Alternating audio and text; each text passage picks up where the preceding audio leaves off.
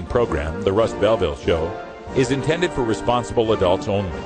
We advocate to the repeal of marijuana prohibition for adults. We discuss the science, culture, and controversy about America's marijuana laws. We do not advocate any illegal activity and encourage all listeners to learn their state and federal marijuana laws. Opinions and claims made by guests and advertisers on The Russ Belville Show are their own, and The Russ Belville Show cannot be held legally responsible for their validity or reliability. Viewer discretion is advised. You take a seed, you plant it, you grow it, you dry it, you roll it, you smoke it. You take a seed, you plant it, you grow it, you dry it, you roll it, you smoke it, and it goes down smooth. Hey! Spanning the continent to bring you the truth about cannabis and marijuana law reform. I smoke pot, and I like it a lot. From the promise of legalization. And I think that we need to rethink and decriminalize our marijuana laws. To the agony of prohibition. One major responsibility is to encourage people to use less drugs. The Russ Belville Show, the voice of the marijuana nation. Yeah, I hear you had a question for me. Now, here's your host, Radical Russ Belville. We love it. Good day, tokers and tokettes, and welcome. It is Wednesday, June 19th, 2013, and it's got to be 420 somewhere in the world. I'm coming to you live and direct from what I am now calling Margarita Studios here in beautiful Scottsdale, Arizona, at the Three Palms Spa Resort Hotel, where I have been stranded now since Friday. It's kind of a strange situation. I flew out here in advance of the FNAs, who are on tour, or supposed to be on tour, and we were supposed to do some gigs here in the Phoenix area. The long story short of it is the bus that we bought was a lemon. We got ripped off. It's not mechanically feasible. So we are trading that in, getting some money for that, and looking at a new bus that we hope will be more reliable. The plan here is for the FNAs to come through, we hope, late Thursday, early Friday, on our way to Orange County, California, where we have a gig scheduled for Orange County Normal in Santa Ana. That's this Friday. We shall see what happens. Also, should we make it to Santa Ana on Friday, we're going to be at the Bay Area Cannabis Cup. That's right. I thought I was going to miss this one for the first time, but the Bay Area Medical Cannabis Cup, since we had some dates open up, we are going to see if we can make it there on Saturday and Sunday at Richmond, California at the Craneway Pavilion. So check out medcancup.com for more details on that. We hope to be entering some sort of partnership here with High Times Magazine as well. We are bound and determined to make this effing normal tour happen. It's just we got some roadblocks thrown in our way, but we'll overcome those like we always do. You know our theme here. We're doing it live. Also, on today's show, it's all about the moms on today's show. We have our regular Listen to Your Mother segment that we're going to get to at 1:30. And today's guest is Stacy Tice. She is with the Cannabis. We talked to some of the Cannabis people earlier this year around February. We'll see how they're doing on their tour. Sounds like their bus runs. So lucky for them.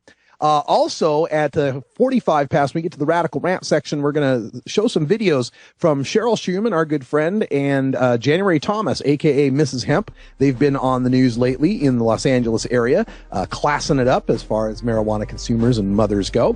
We got your Daily Toker Tunes, Irie Wednesday with Brian the Red. We've got some behind the headlines. The Wall Street Journal has noticed the Box Canyon, and the regular 420 radio news. All coming up next here on the Russ Belville Show.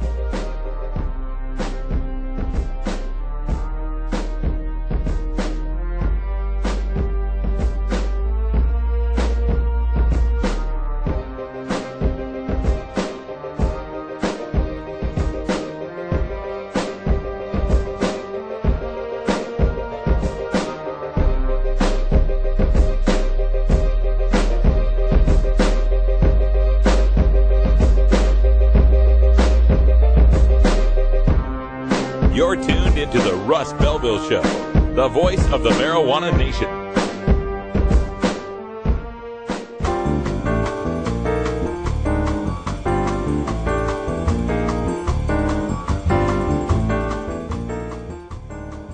Now it's time for your 420 radio news for Wednesday, June 19th, 2013. I'm Russ Belville. Colorado marijuana dispensary owner and 11 others indicted on 71 charges. This from the Denver Post. A Colorado grand jury has indicted 12 people on allegations that they ran a medical marijuana dispensary as a front for both an investment scam and an illegal marijuana growing operation. According to the indictment, 34-year-old Conley Hoskins owns 3 dispensaries, Jane Medicals and Higher Health Medical in Denver, and All Care Wellness Centers in Lakewood. All 3 dispensaries are shown as operating under pending license applications on a list of current dispensaries provided last month to the Denver Post. The indictment alleges that Hoskins and Dirkmott, a partner, with the help of others, schemed to solicit investments in the dispensaries, then diverted the money into other uses, such as paying off personal debts or debts from other businesses. In addition, the indictment alleges that Hoskins conspired with a marijuana grower to set up an illegal marijuana cultivation operation in the basement of a house in Windsor. According to the indictment, the grower, who is not charged in the indictment, ultimately grew 10 to 20 pounds of marijuana for Hoskins. According to the indictment, Hoskins teamed with another grower, 31-year-old Nathan Newman, to grow marijuana illegally in the basement of a house in Brighton. Marijuana from the illegal operations was taken to Jane Medicals, where employees sold it to both legal medical marijuana patients and to people who weren't medical marijuana patients, according to the indictment. The indictment also charges a doctor, 34-year-old Gerald Searle, another childhood friend of Hoskins, with having an unlawful relationship with a dispensary. Colorado law prohibits doctors from receiving anything of value from dispensaries. According to the indictment, Hoskins paid the rent on Searle's medical office in exchange for Searle writing medical marijuana recommendations to patients and referring them to Hoskins' dispensary, which was around the corner. Industrial hemp's future as a crop in Colorado awaits federal action from the Steamboat pilot today. If industrial hemp can grow on the plains of Manitoba, it can grow in semi-arid northwest Colorado, Andrea Herman said Tuesday. Herman is recognized as one of the foremost experts in North America on the cultivation of industrial hemp for its valued fiber and oil, and she will be teaching a groundbreaking e-course on the subject at Oregon State University this fall. Steamboat Springs receives an average of 24.5 inches of precipitation, and Hayden, with a milder climate, receives 18.6 inches annually. The research done at Oregon State in 2008 suggested hemp thrives in climates with at least 25 to 30 inches of water, fertile loam soils, and extended growing seasons. Farmers Union spokesman Mick McAllister said Tuesday the biggest barrier to reviving industrial hemp as a cash crop in Colorado isn't the amount of available annual moisture, but the continuing federal ban on the plant. Department of Justice urged to avoid pot showdown with the state from the Seattle Times. 7 congressional Democrats from Washington are pressuring the U.S. Department of Justice to honor the state's new recreational marijuana law, the delegation's first collective public statement on the issue. In a letter to Attorney General Eric Holder released Tuesday, the Democrats urged quick action by the agency to assure pot users and sellers that they won't, quote, be penalized by the federal government for activities legal under state law, end quote. The letter also said The letter also said state regulators were working to keep tight reins on the pot market, including preventing marijuana exports and black markets. Marijuana advocate rolling his way to the White House from CBS Detroit. A local man said he is rolling to the White House. Curtis Kyle left his home in Taylor on Friday and hopes to make it to Washington, D.C. to talk with lawmakers about legalizing marijuana. Kyle has cerebral palsy and has used his wheelchair his whole life. He's mostly using back roads for the trips and is hoping to travel about 40 miles each day. His father, who recently passed away, was also a marijuana advocate. He walked from his home in Taylor to the White House in 1978, said Kyle, so I'm doing this in his honor, end quote. Miley Cyrus says, I think alcohol is way more dangerous than marijuana, from Today.com. A few years ago, Miley Cyrus learned firsthand the perils of unguarded moments in the digital age when video surfaced of her using a bong, supposedly to smoke a legal substance called salvia, an incident she later spoofed on Saturday Night Live. While the pop singer doesn't exactly cop to smoking pot in a new interview with Rolling Stone's Rob Tannenbaum, she doesn't deny it either. Quote, I did a song with Snoop Dogg called Ashtrays and Heartbreaks, so people can put it together for themselves, Cyrus says. I think alcohol is way more dangerous than marijuana. People can be mad at me for saying that, but I don't care. I've seen a lot of people spiral down with alcohol, but I've never seen that happen with weed. Marijuana users tend to be more laid back, end quote, said Cyrus. This has been your 420 Radio News for Wednesday, June 19th, 2013. I'm Russ Belville. When we come back, we go behind the headlines with the Wall Street Journal and a look at the Box Canyon of medical marijuana. You're listening to The Russ Belville Show on 420radio.org.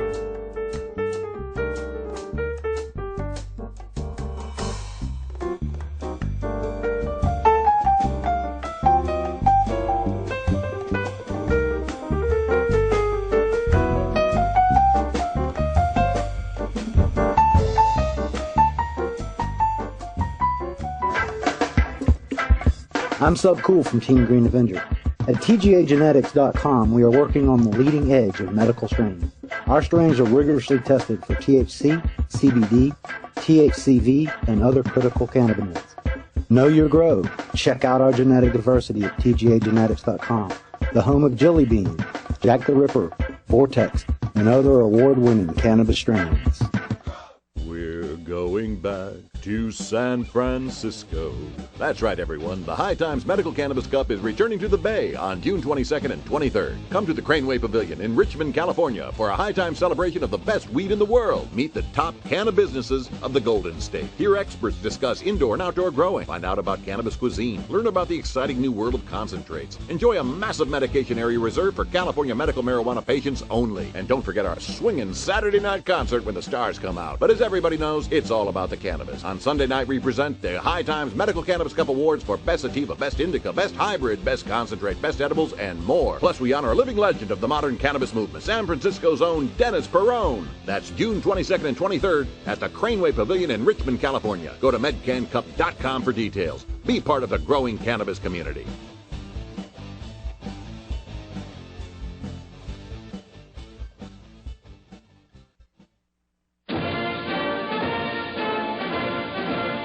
And now, a message from former President George W. Bush to remind the American people of our responsibility in our nation's war on certain American citizens using non-pharmaceutical, non-alcoholic, tobacco-free drugs. One major responsibility is to encourage people to use less drugs.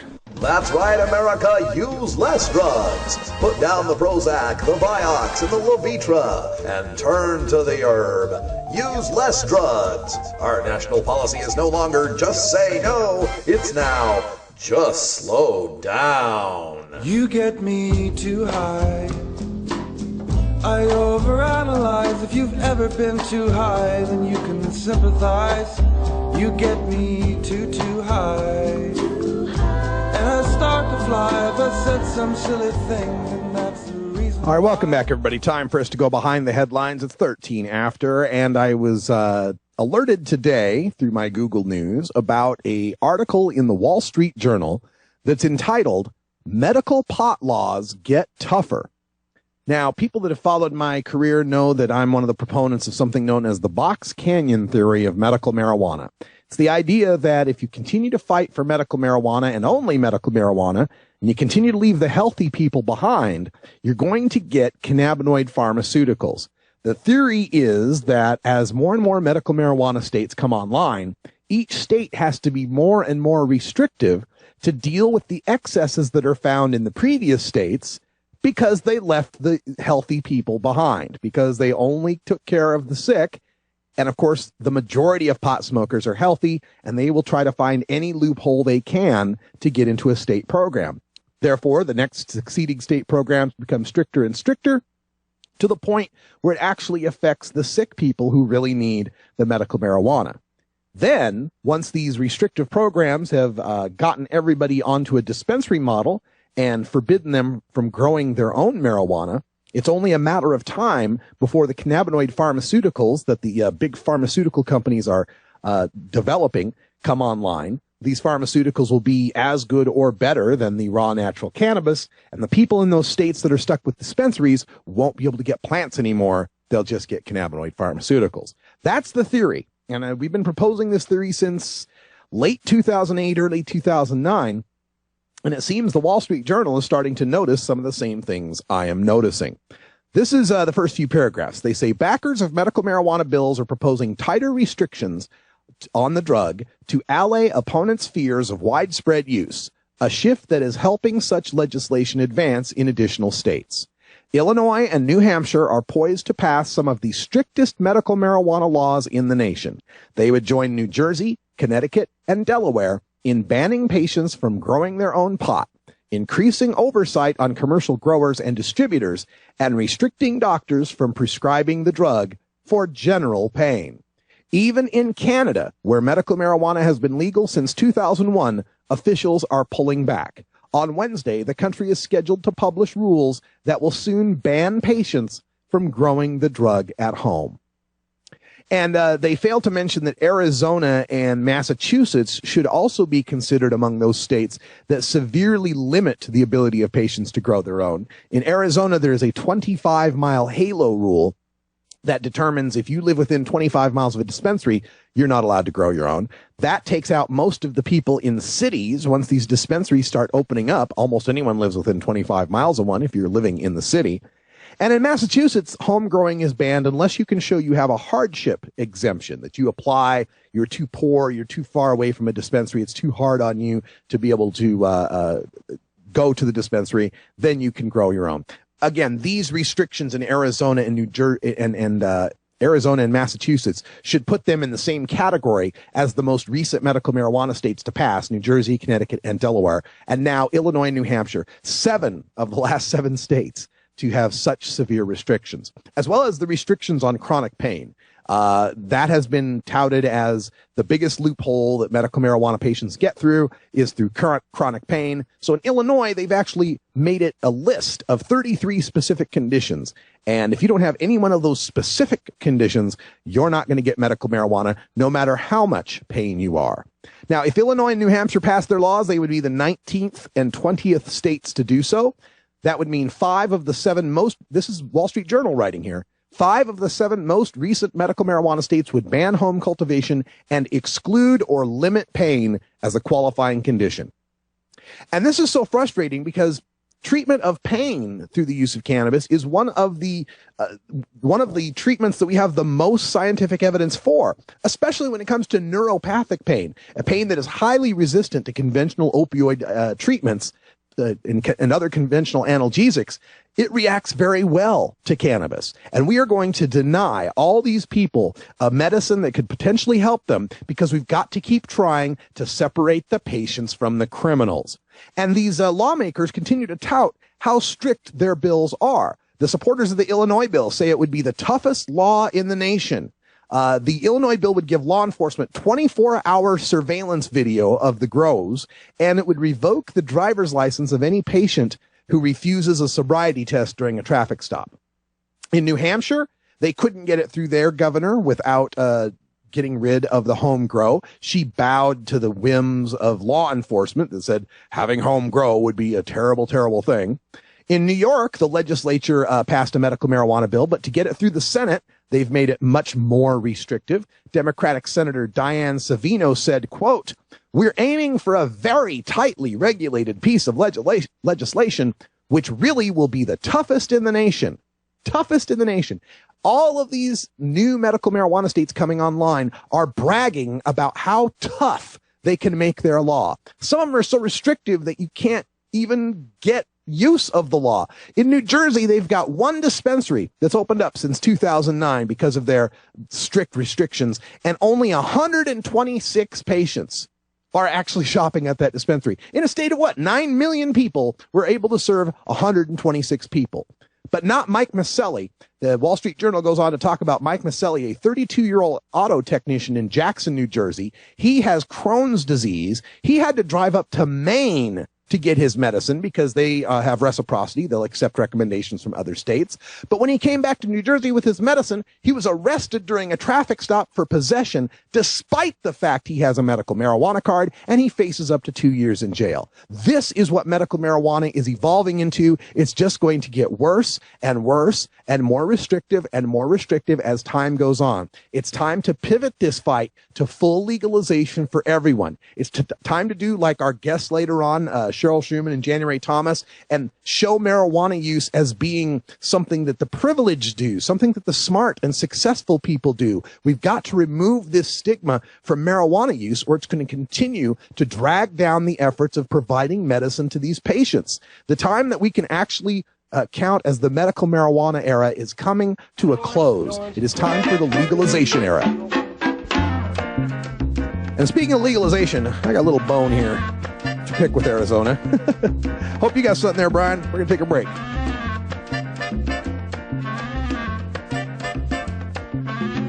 Oh, have you ever met that funny reefer man? A reefer man. Have you ever met that funny reefer man? A reefer man. If he said he swam to China, he would sell you South Carolina. Then you know you're talking to that reefer man. What makes something funny? How does humor impact health and psychological well-being? How can you incorporate humor into everyday life? A concise, reader-friendly introduction to an important but often underappreciated topic in modern psychology, Humor 101 explains the role of comedy, jokes, and wit in the sciences and discusses why they are so important to understand.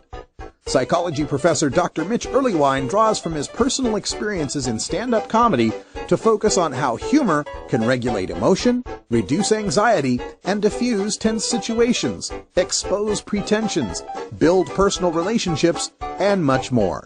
He irreverently debunks the pseudoscience on the topic of humor and leaves readers not only funnier, but better informed. It's part of the Psych 101 series from Springer Publishing, Humor 101 by Dr. Mitch Earleywine, Ph.D. You ever seen a news story like this? When shit hits the fan, I never really thought about it before, but, it's kind of sudden and violent, and that's kind of what happened this week. What about the children? But, I just want to say fuck you guys very much for judging me. For using a plant to do whatever. It's none of your damn business. I don't ask you why you drink your face off. Okay? But the deal is, I harmed no child. Your one-room schoolhouse of choice.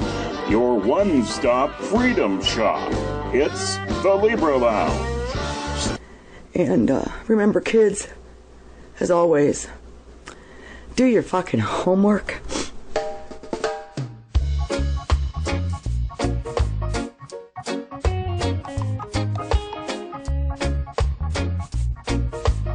Everyone knows music and marijuana go together, so let's wind up our 20 after break with the Russ Belville Show's Daily Toker Tunes, the best in pod-safe 420 music from around the web. Today is Irie Wednesday, featuring reggae, ska, and other world music genres. You can get downloads and more information about all our Daily Toker Tunes by visiting music.radicalruss.com. Now, sit back and enjoy your Daily Toker Tunes. Welcome back, everybody, and I hope you're feeling pretty irie. I'm feeling nice and irie here at Margarita Studios in beautiful Scottsdale, Arizona, where the temperature is 109 degrees outside. Good Lord, it's ridiculous. And speaking of our FNA's tour, we're still trying to get the FNA's tour to our first date. The goal now is to make it to Santa Ana on June 21st. That's this Friday. We're hoping to play in Santa Ana for Orange County Normal, Candace Hawes and all those folks out there that are so awesome. And then go from Santa Ana to Richmond to participate in the High Times Medical Cannabis Cup, the Bay Area Cup, where I've got a booth and 8 passes waiting for me and the band. So we'll see if we can pull that off. But until then, it's time for us to get irie. We turn things over to our Irie Wednesday music editor and host of Red Eyes Reggae Flashback, Brian the Red. Okay, well, we've got a tune coming up here from last week's Red Eyes Reggae Flashback show, which was a 2-hour special. You can check that out on YouTube. This is Unshakable Race. It's some 80s stuff.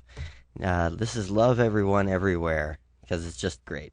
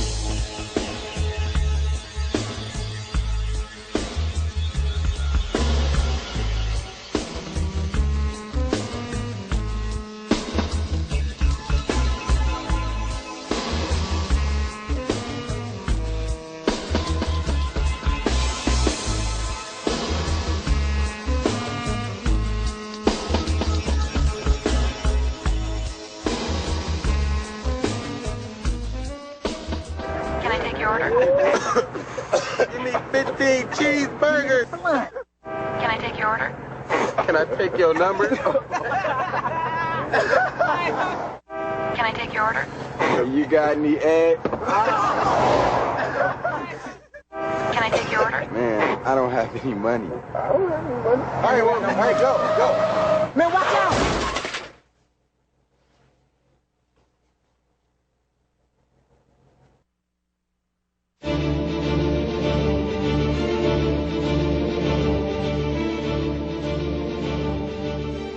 There was one question that was voted on that ranked fairly high, and that was whether legalizing marijuana would improve the economy and job creation. And I don't know what this says about the online audience, but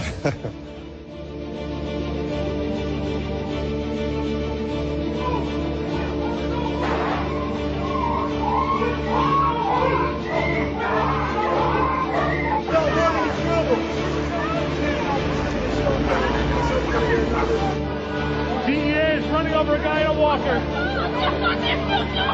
Live on it.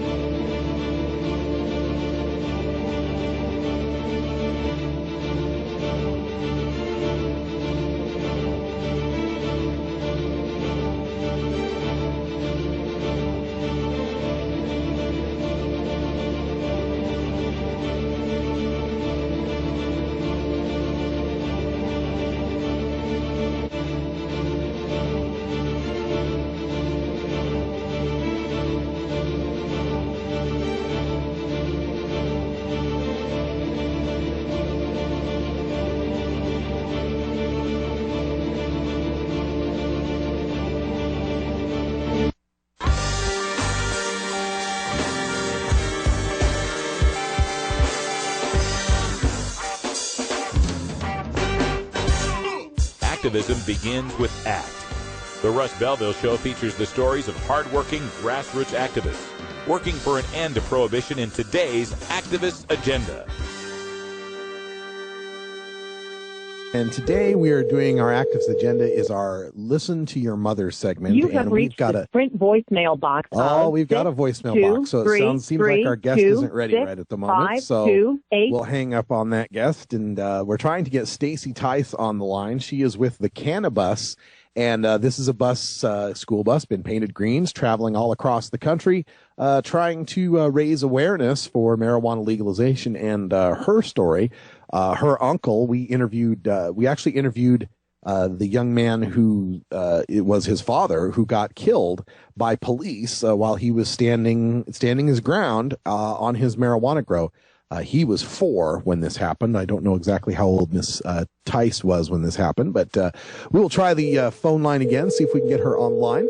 We're trying to reach Stacy Tice from the Cannabus, and while on the road, it can be difficult sometimes to get to the cell phone. I totally understand how that goes, so we will just ring Stacy, see if we can get past her voicemail this time. If not, I'll just leave a message, and we'll see what we do from there.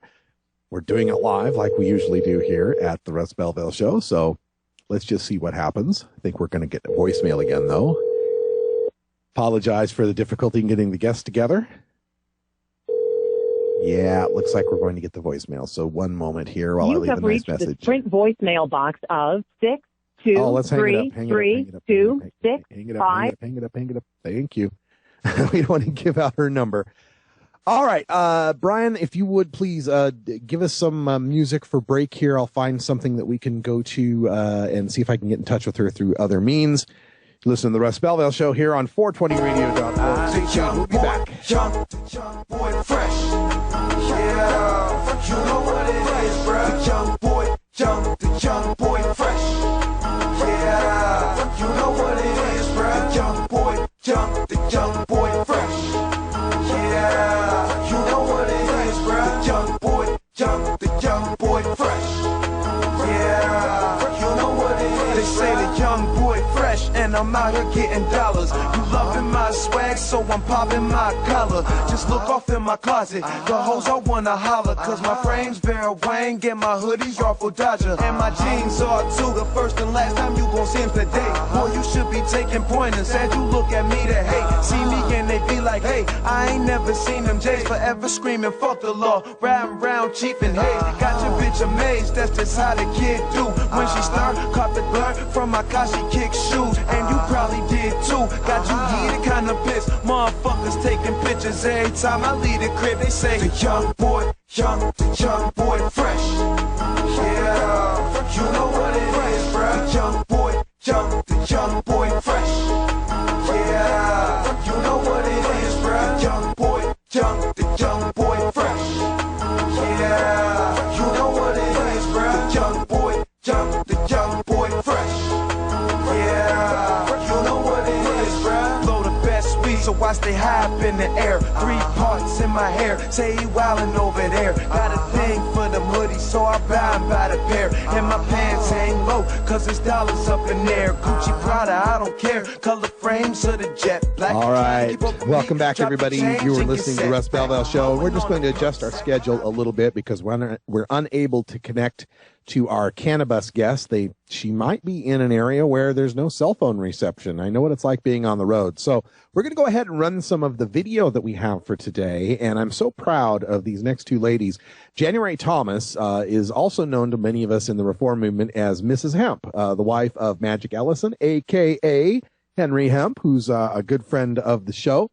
And they have been seen in their hemp outfits at various events. They'll probably be at the Cannabis Cup here this weekend. And January's become quite the activist for mothers and trying to promote the fact that you can be a good mother and still be a cannabis consumer. And I think this is so important for our cause in getting people on our side. As I mentioned earlier in that Wall Street Journal story, the medical movement can only go so far. It can only lead to cannabinoid pharmaceuticals for the very sick and disabled. We have to normalize, if you'll pardon the pun, we have to normalize marijuana. We have to show people that it's a good thing, that it's not that we're just against prohibition, which we are, but that using marijuana is a smart choice compared to using alcohol or using tobacco or using a lot of these over-the-counter and prescription drugs that we use to go to sleep or to feel alert and so forth. There's so much benefit we could get out of the cannabis plant, but until we remove its stigma, and I believe removing its stigma means giving it props, giving it some positive atmosphere, showing how successful people use marijuana, how fun people use marijuana, how it's a good thing. So these videos coming up, we also feature, in addition to January Thomas, our friend Cheryl Schumann from Cheryl Schumann Marketing, RFMK, the Canasig, and all sorts of all sorts of projects that she's working on. She's been working with the Beverly Hills Cannabis Club as well. Again, trying to class up the notion of being a cannabis consumer. So we'll turn things over, let Brian run these two videos for us, and when we come back, we'll have a little bit of a time for a radical rant. So you're listening to the Russ Belville Show. Thanks for sticking with us.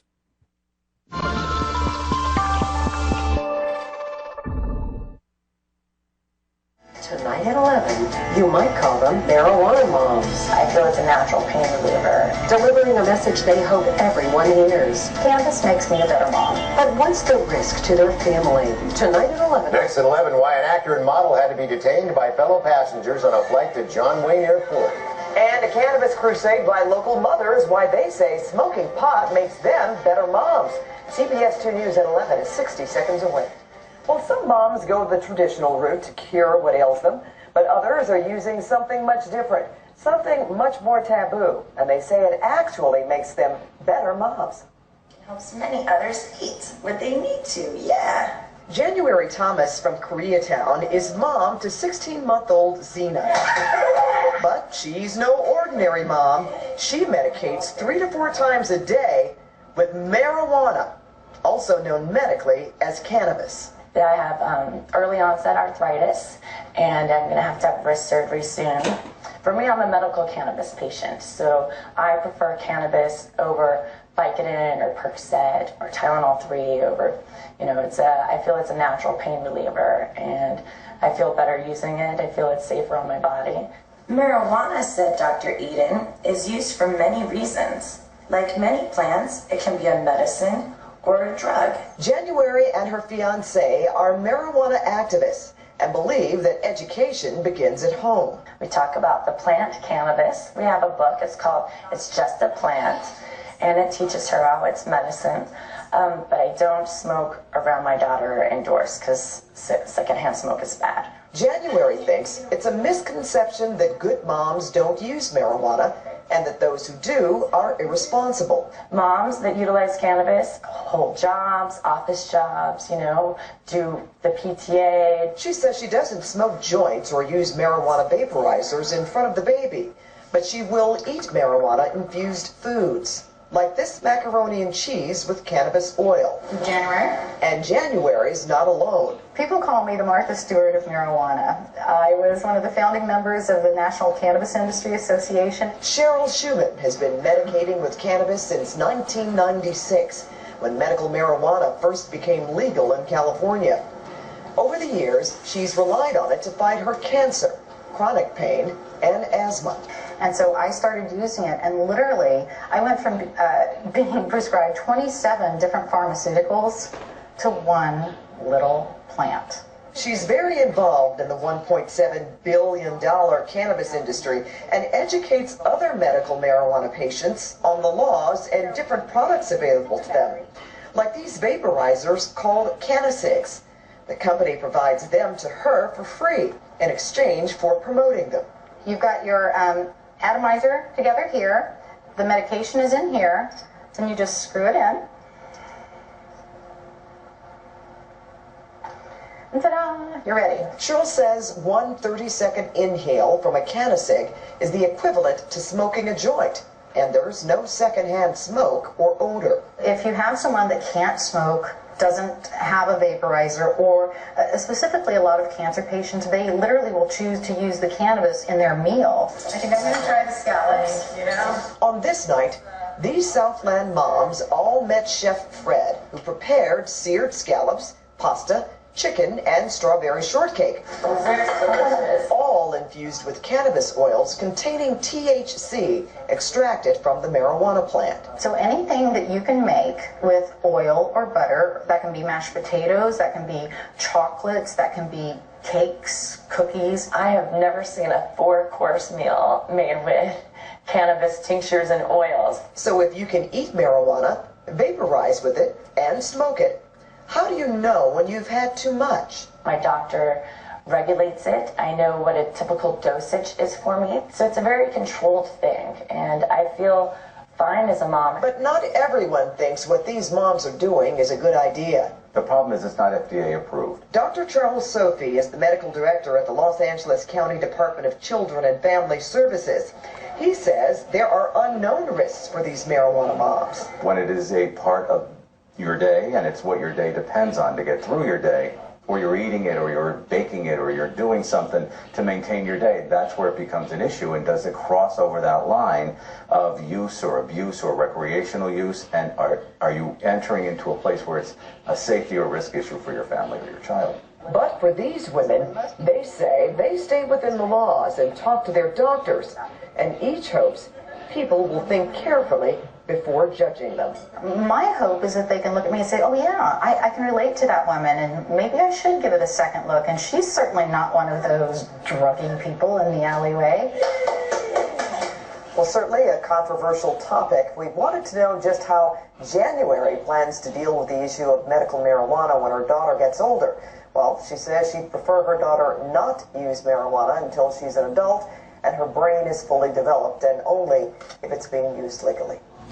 Tonight at 11, you might call them marijuana moms. I feel it's a natural pain reliever. Delivering a message they hope everyone hears. Cannabis makes me a better mom. But what's the risk to their family? Tonight at 11 on CBS 2 News.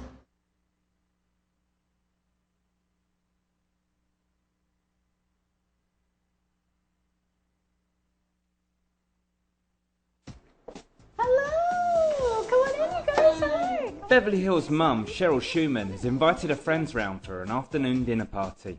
But Cheryl's 3-course menu has one very surprising ingredient. This is Come Dine with Cannabis.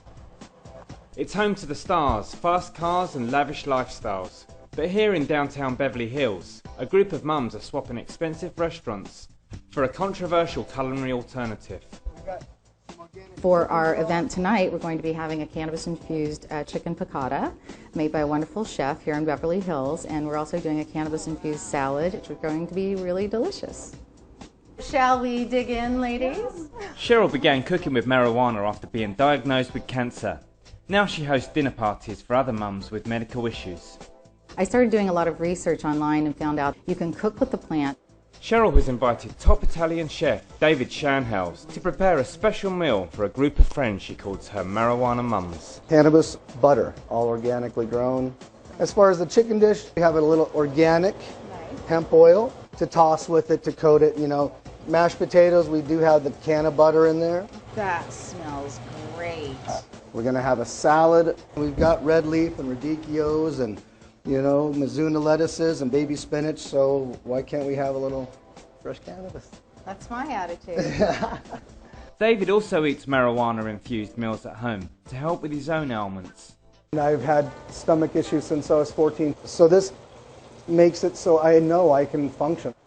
In California, where marijuana is legal for medical reasons, more and more respectable women are choosing to dine with cannabis. Tastes really, really yummy. Thank you so much. Thank you very much. Most people assume that you're going to be stoned if you eat food that's infused with cannabis, but it actually depends on what strain that you're using in the cannabis. Cheryl and her friends have explained their use of cannabis to their children and even believe it makes them better parents. When I use cannabis, quite frankly, it does make me a better mom because I'm calmer, I'm more rational, I'm not angry, I'm not stressed. Let's go. Cheryl's friend, January Jones, a cannabis activist, smokes the drug regularly while caring for her 2-year-old daughter. You watch her and I'll go medicate. Yeah, and then my turn. All right, Mommy, we'll see you in a few minutes, okay? Smoking cannabis helps me be a better mother. With my early onset arthritis, I wouldn't even be able to pick up my daughter. It makes me a more creative mom, a more relaxed mother. January has found a way to explain her drug use to her daughter in a storybook. What's that, Mommy? This is a joint. It's made of marijuana. What? Oh, yeah. January and Cheryl insist cannabis should only be used by adults, but some believe it can help children with medical problems, and there is a growing movement to legalize the drug across America. One night. By 2016, I estimate that over half the country will have legal cannabis, at least for medical, if not for full recreational. Dun, da, da, da. This one is Blue Jay. Hopefully one day we'll see Beverly Hills cannabis clubs all over so people can go in and have medicated coffee. And I would like to just see it as normal as walking into a Starbucks.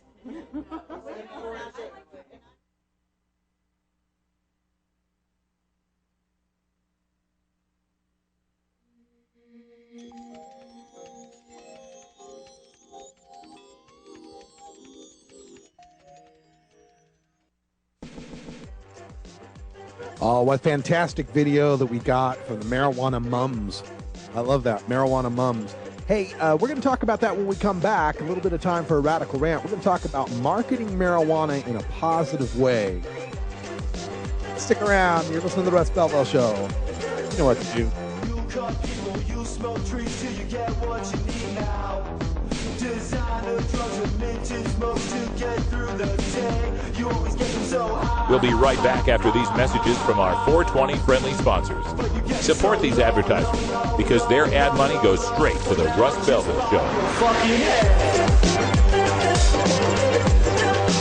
You're tuned into the Russ Belville Show, the voice of the marijuana nation.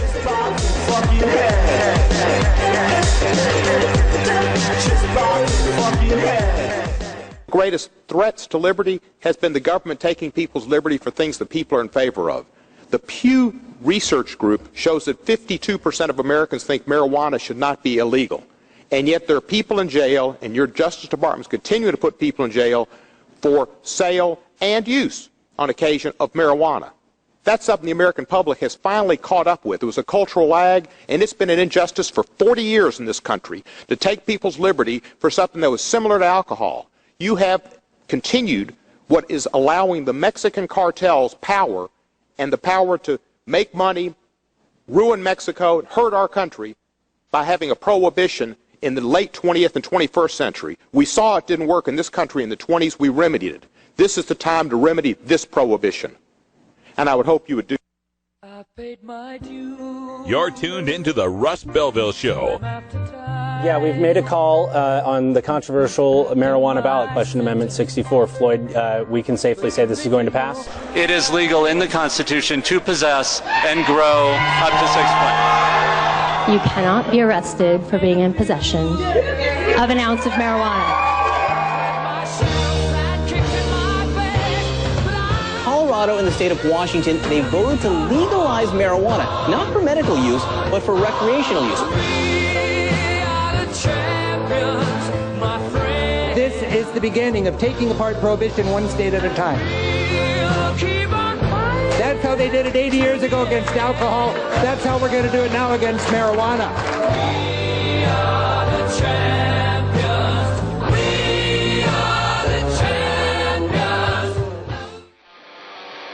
You want answers? I'm as mad as hell, and I'm not going to take this anymore. You want answers? You have offended my family. I think I'm entitled. You want answers? I want the truth. And you have offended a Shaolin temple. You can't handle the truth. Surely you can't be serious. I am serious. And don't call me Shirley. Radical rant. All right, kudos to our marijuana moms out there. January Thomas, Cheryl Schumann, the moms for marijuana that I've met. You know, Lindsay and Lori, Lindsay Reinhart, Lori Duckworth, great people out there who are continuing on their work as activists, even in the face of being moms and being judged for their cannabis activism. We've done many stories here on the Russ Belville Show about child protective services, about people who get caught up in the law enforcement of the drug war, get caught growing plants or in possession, and they have their children taken away from them. And that's just the most horrifying thing a mother can imagine, is to have, their children taken away and placed with strangers. It's more trauma on the child than anything the marijuana could have ever caused. And that's why I'm so proud of these women who are standing up and providing providing role models and providing an image to the general public.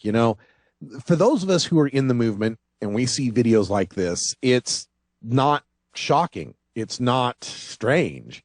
It's our everyday existence. We know these people. We work with these people, these mothers, these parents that are working so hard and are such good parents by and large.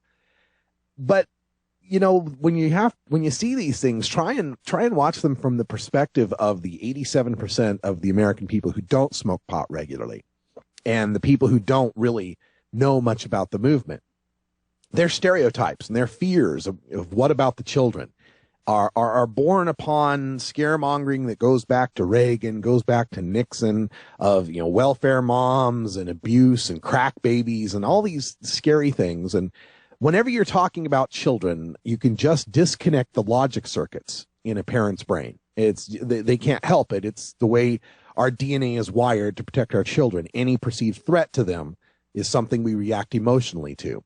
So these images were so effective throughout the 80s, the crack baby scare and, all these terrible things, which, by the way, were never borne out. There's no statistics to show, there's no science to show that the children born of women who are addicted to crack cocaine had any worse outcomes than any other children. It was a myth. It was a scare story. So these women, January and Cheryl and Lori and Lindsay and so many others who are taking a stand, Jennifer out there in Portland, Jennifer Alexander, who are taking a stand and putting that risk out there, often get criticized from other mothers. How could you risk your children by being an activist? How could you risk your children by using marijuana? And they're just so brave to stand up and say, no, I have to do this to make the world better for my children. God forbid any of their children got cancer or any of their children had a spasticity disorder or something that desperately needed the treatment of cannabis, like our little brave Michaela, like little Alex Eccles. These options should be available to all parents. And so these women who are standing up and fighting and making a new image, coming up with a new, classy, respectable image. You know, for a long time in this movement, we've had a treat marijuana like alcohol. You know, marijuana is safer than alcohol. Treat marijuana like alcohol, which is a step forward. But I think now the step these women are taking is more like treat marijuana like wine. See, framing is something I think a lot about, and think of the framing of wine versus alcohol, right? When I said the word alcohol, what did you think? You didn't think of a can of beer. Probably not. You probably didn't think of a glass of wine. You probably thought of alcohol, bottles, shots, whiskey, tequila, liquor. That, when you say alcohol, that's what's triggered in a person's mind.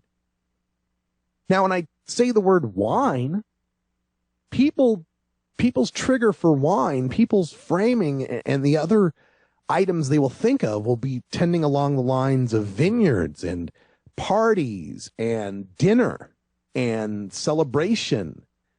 Maybe wino, but I don't think most people attribute, you know, $2 Chuck or, you know, Mad Dog 2020 as wine. That's when the frame of wine is bottles and sophistication and luxury and opulence and celebration. These are the things that are tied in with wine. And so I think a campaign that's treat marijuana like wine is something that is going to benefit us. And especially when we're talking about women, especially when we're talking about the get-togethers where, you know, I know many women who will get together with their sisters or their friends over a bottle of wine and talk and laugh and have a good time. And that, I believe, is something that will kind of flip the switch for a lot of women. When they see that the use of marijuana is not a dirty, grubby joint, but a chicken salad, you know, and some nice vapor. I mean, these kind of things can change minds. I remember when my ex-wife got a hold of one of the, I think it was a Cloud Vape pen, one of these vape pens, and the switch flipped for her. I could see her say, now this is something I would use. This looks like some, you know, lipstick case or whatever the hell, mascara case. This looks like something I would use. This looks sophisticated. This doesn't look like stoner. And I was just so proud of, you know, and that's the direction we needed to take this. It's happening with the oil culture. You know, there's still folks that like their torches and their rigs and dabbing and all that, but older folks that kind of like the dabs, like the concentrates, are starting to gravitate more to these canna cigs and cloud vapes and vape pens and G pens and all these different types of devices because it has a sophistication to it. It's less dirty. It's less crack torchy. It's less hassle. Also, a little easier to keep concealed in some of these states where you don't want folks to necessarily know what you're up to. So kudos to January and Cheryl Schumann for making this a new dawn, a new time of now, where I think we're at the tipping point now where we can show that there's a lot of good in marijuana, and not just the easy out of industrial hemp and what good it is, and not just the easy out of medical marijuana, which is obviously good. But now we can just start talking about marijuana as just a social thing, as just another choice for adults who wish to gather together and have fun. But of course, the tendency is away from that from our legislators. And in Denver and in Colorado, they want to try to shut down the social clubs. Washington State's looking at ways of doing that. It's almost as if they want marijuana legalization, but only if you're smoking all by yourself in your basement. That's what we have been doing, and we're tired of doing it. With legalization comes rights and responsibilities. And I believe if we do this the responsible way, we can show a nice, wholesome, professional, respectful, successful sort of vision for cannabis consumers. And if we do this right, we can turn a whole new chapter here in this legalization battle. We can go from playing defense all the time to playing offense now. We can start talking about the good that can come, not just in our economy and the jobs and the ending of misdirected police resources, but just the societal good of having places where people can gather for using marijuana, something safer than the wine or the alcohol or the beer, places where people can feel good and safe and have a good time and not contribute to more drunk driving deaths and more of the problems that we have from the other substances. It's good times coming. And we're glad that you're here with us here on 420radio.org and the Russ Belville Show. Been a lot of fun talking to you here. I'm still in Scottsdale, Arizona, making it happen here in the Margarita Studios at the Three Palms Hotel in beautiful Scottsdale, where it's hot as hell outside. Stay tuned. We're going to go into Hour 2, Toker Talk Radio. And by the way, I got note that our phone line wasn't working. It is now. It's all taken care of. So 971-533-7111 if you want to call in. Had to switch a card. One card wasn't working, so we switched the card, but it's working now. For Brian the Red, I'm Radical Russ. Thanks for joining us here in hot Arizona and rainy Portland, Oregon. Until next time, take care of each other, tokers.